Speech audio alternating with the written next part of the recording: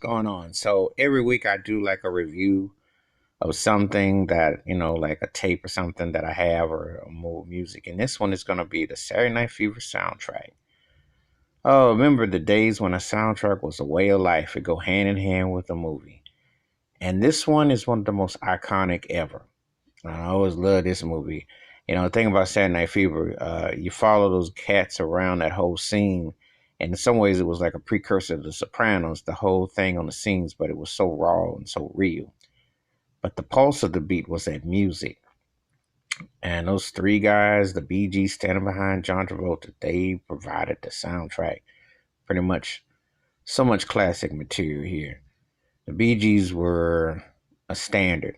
And I always have said my all-time favorite British music act, and I always will say that because they truly were groundbreaking as far as I'm concerned. I love what they did. But anyway, the soundtrack had so many great artists and talents. You had Walter Murphy on there, and you had the Tramps, Disco Inferno.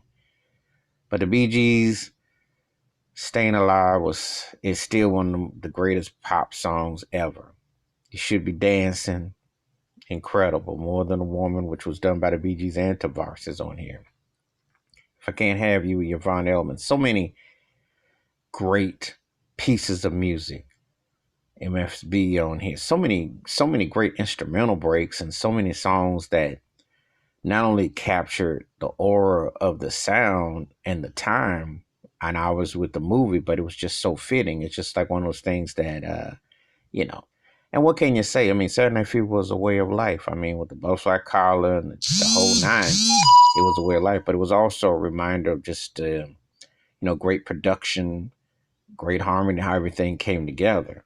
Um, Casey and the Sunshine Band on here with Boogie Shoes, which was a great song. Them horns, those riffs.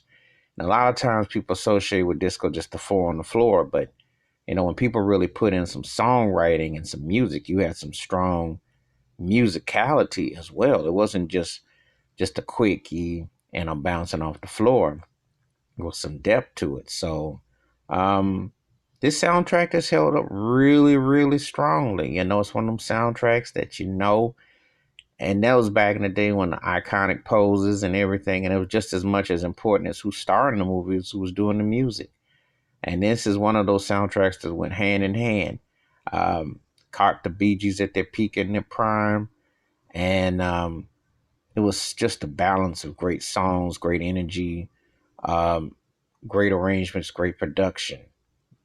And sadly, Barry Gibb is the only remaining brother left. He's front and center in the picture, but he's center in the pictures, but he such an underrated, I think, not unappreciated songwriter. The guy has written so many great songs, and the harmonies and the productions and the arrangements and the structure are timeless. And these songs are still going strong. They still sound as fresh today as they did back then. We're talking 40 plus years. But when you can still gravitate towards something and still feel it like you did back in the day, that's a testament to greatness. And that's what the Bee Gees music represented then, and it still does to this day. That's just a timeless structure.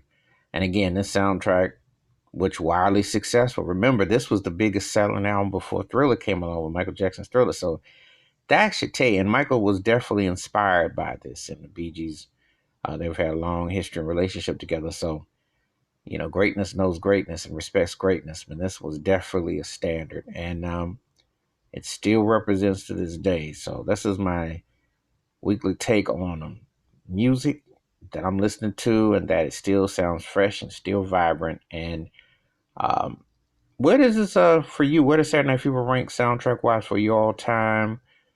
Where you stand with the Bee Gees? Did you like the changes that they went through from where they were in the '60s to where they became in the '70s, and how they evolved as artists? What are your thoughts and your takes about that? And what are your favorite songs from this soundtrack? Feel free to share, to give me your comments, to give me your takes. Hit the like, hit the subscribe button, and yeah, I'd love to hear some feedback about this. This is still, we're still talking about 40 plus years later, and it was definitely a defining moment on pop culture and generally speaking, period. Because I mean, we just had much black love. They had love everywhere. That was just happening. So Give me your thoughts and your takes. Feel free to hit the like, subscribe, and the bell ring. It's a new video. And you have a good day and keep on boogieing. Peace.